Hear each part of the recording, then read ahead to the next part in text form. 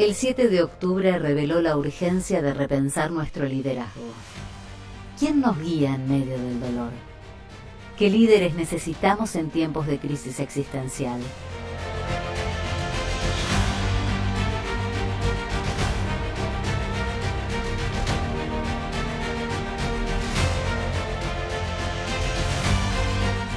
El liderazgo judío nunca fue de una sola voz.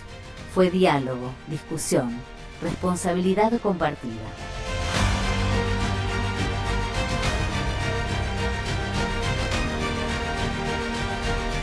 Hoy necesitamos líderes que escuchen, que acompañen, que inspiren futuro.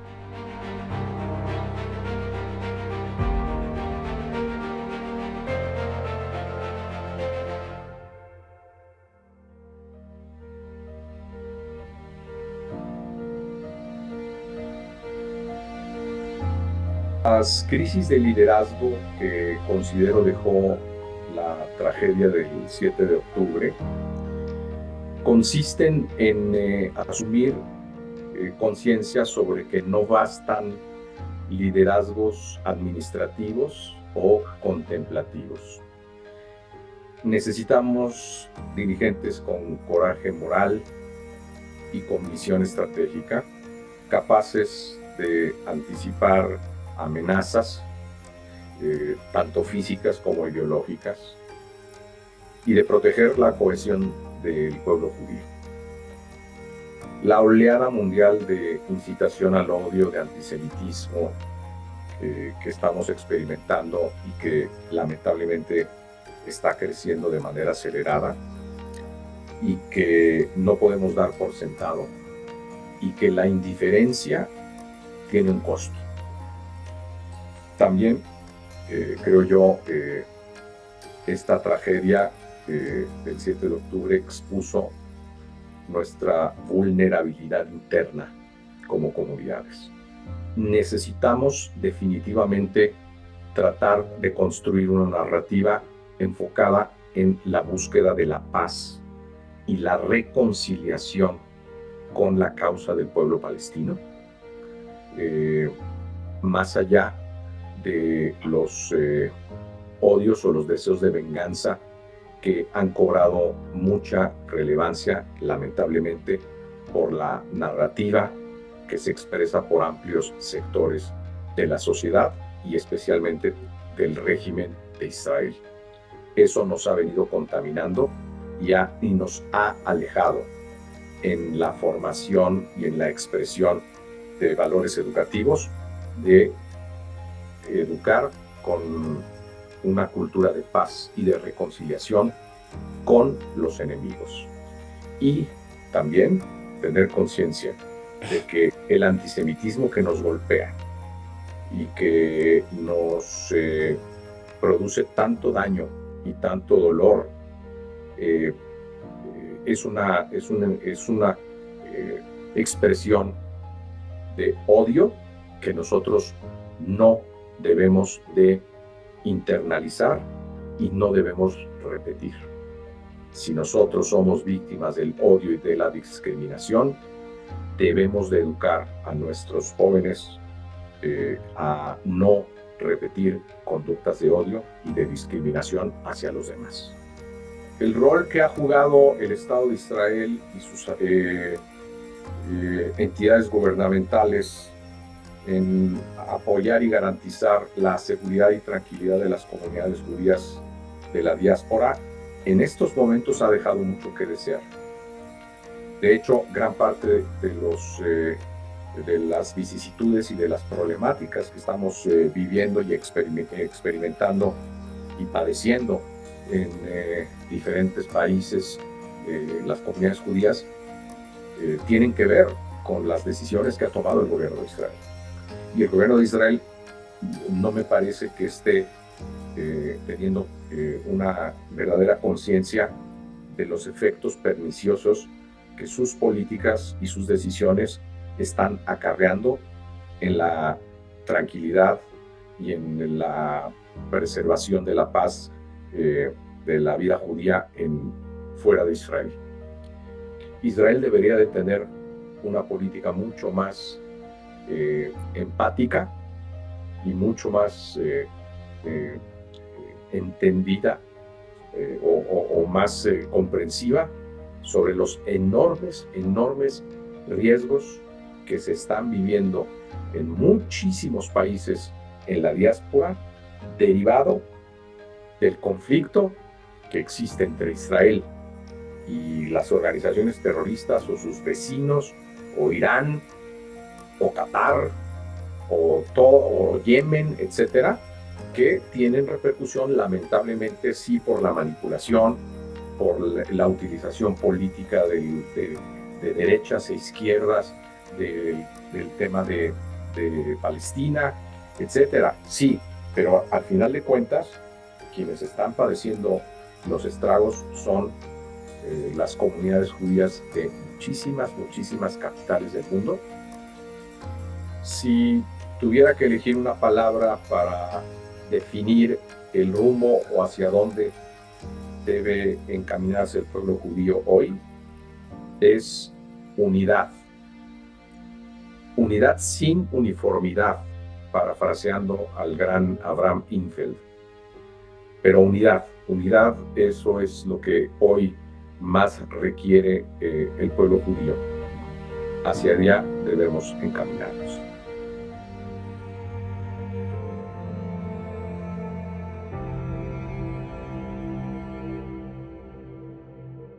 El 7 de octubre puede ser un punto de inflexión en la historia judía contemporánea, como otros momentos que fueron momentos de ruptura, trauma, transformación. Queda claro que hubo graves fallas en el liderazgo, en las concepciones del liderazgo, en las acciones del liderazgo, tanto en primer lugar en el Estado de Israel, porque estamos hablando del fiasco de seguridad y de inteligencia más grave en la historia del Estado. Entonces, en ese sentido, independientemente de la posición política que uno tenga, acá hay un fiasco grave sumado a una concepción que era válida en su momento, estratégica de dos grandes líneas de pensamiento en Israel.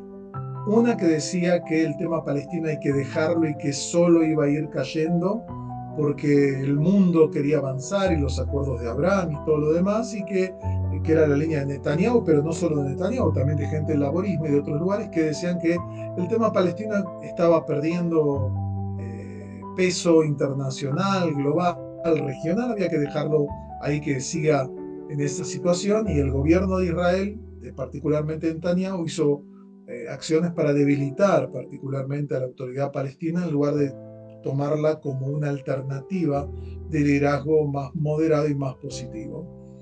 Y digamos, la otra concepción era que hay que resolver el problema palestino lo antes posible porque va a explotar en un momento u otro. Estas eran dos concepciones estratégicas válidas desde el punto de vista de entender la realidad. Al final se demostró que la primera postura era una postura equivocada y nos despertamos todos con ese shock que significó el 7 de octubre y los efectos traumáticos tanto en Israel como en la diáspora. Pero sin duda esto muestra la grave crisis de liderazgo en ese momento y que continúa ahora con numerosas políticas complejas y cuestionables de parte, por un lado, del gobierno de Israel en el manejo de la crisis, en el manejo de la información, en el manejo de la diplomacia pública, como también en el liderazgo de la diáspora, porque ha sido superado en Estados Unidos, en América Latina, en Europa, por las circunstancias. Realmente el liderazgo no esperaba algo de esta magnitud y está aprendiendo a adaptarse a nuevas circunstancias que exigen tal vez estrategias diferentes que las que se habían utilizado hasta ese momento. Nosotros somos un pueblo que desarrolló a los profetas, y los profetas fueron algunas de las personas más incómodas y maravillosas que produjo la historia humana. Los profetas de Israel, desde Moisés hasta Amós, Isaías y todos los demás. Dice la tradición judía que la profecía terminó como fenómeno histórico, sigue habiendo una comunicación con Dios, pero la profecía como fenómeno histórico terminó con los profetas posexílicos de Zacarías y Miqueas, ¿no? Y Malaquías. Entonces nadie puede saber con claridad qué va a pasar en los próximos 10 años.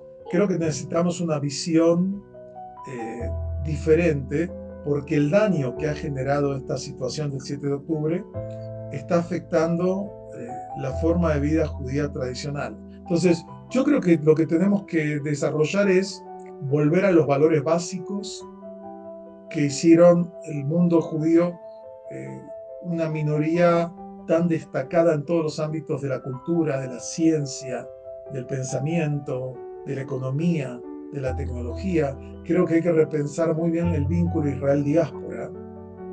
Creo que necesitamos un Israel que tiene que definir su rumbo en medio de las polarizaciones internas. Hay una tendencia etnocéntrica, nacionalista ultranza, radical, que podría llevar a Israel a una Esparta, como la propia declaración que hizo el primer ministro de Israel, cosa que genera el repudio de amplios sectores de la sociedad israelí, de amplios sectores de la diáspora. Si Israel va a ir en esta dirección, la brecha, la distancia con los judíos de la diáspora va a ser cada vez mayor. Y en lugar de convertirse un marco aspiracional, un marco de orgullo, se va a convertir en un problema que carga y afecta a los judíos de la diáspora. Entonces yo creo que tenemos que, primero hay una decisión que el pueblo judío tiene que tomar, particularmente los judíos en Eretz Israel, acerca de qué proyecto de Estado, de visión hay en Eretz Israel. Esto va a tener un enorme impacto en todo el mundo judío. Y ese es un tema que lo tienen que resolver los israelíes fundamentalmente. Hay como fuerzas en conflicto entre aquellas que saben que no se puede o se avanza hacia dos estados con toda la problemática, el dolor que eso tiene, o vamos a avanzar a un estado que tarde o temprano va a ser un estado fundamentalmente árabe. Y Nathan Rothenstein planteaba esto, o sea, queda claro que tenemos una conciencia histórica del vínculo con la tierra de Israel, del vínculo que nos une, etc. Pero también el ser humano tiene que tener una conciencia de realidad, de lo que es posible, de los costos de la decisión. Entonces, para mí un tema clave va a ser qué van a decidir los judíos de Eretz Israel con respecto a su futuro. Eso va a afectar enormemente cualquier escenario futuro del pueblo judío. Por otro lado, en la diáspora creo que hay sectores que ya lo plantean. Habrá que tomar una especie de distancia, ¿cómo llamarla? Una distancia sana que debe existir en cualquier relación. El Estado de Israel tiene el derecho, como cualquier otro Estado, a su desarrollo, a su independencia, a su autodeterminación. Pero eso no significa avalar cualquier política que tome el Estado de Israel. Y creo que muchos judíos en la diáspora que hasta ahora daban un cheque en blanco al Estado de Israel se dan cuenta que eso es peligroso. En mi opinión, el tema clave que definirá el futuro será el proyecto de país que Israel tiene que definir ahora que una vez que termine este ciclo. El problema es que todavía no terminó.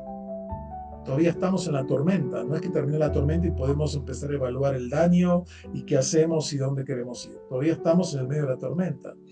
Y creo que la sociedad israelí va a generar cambios profundos. Estoy convencido de eso, como pasó después de la guerra de Yom Kippur, que surgieron dos movimientos muy diferentes que cambiaron todo. Un cambio político de timón, del laborismo y sus aliados a el Likud y sus aliados. Y después surgieron dos movimientos a los 3-4 años muy importantes, como Gush Emunim por un lado y Shalom Achshav por el otro, ¿no? Dos movimientos muy distintos, pero creo que hace falta una renovación de la dirigencia y necesitamos, y nadie sabe dónde pueden surgir, eso es algo que pasa, un liderazgo que tenga una visión más clara, estratégica, de qué tipo de Israel queremos en el Medio Oriente, en el mundo, y el impacto que eso tiene en los judíos de la diáspora. Tomando la rica tradición del pueblo judío, creo que tenemos que encarar un término clave que es caminos de paz, Darjei Noam, Darjei Shalom. Creo que el pueblo judío tiene que fortalecer las tendencias hacia acuerdos de paz como una prioridad estratégica fundamental.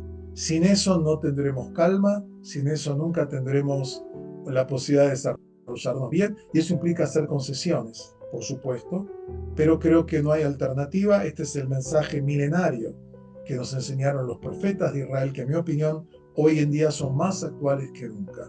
Crítica, autocrítica, búsqueda de justicia, búsqueda de paz, amor por Sion y Jerusalén. Después del 7 de octubre, liderar no es tener respuestas, es sostener al pueblo en la búsqueda de ellas.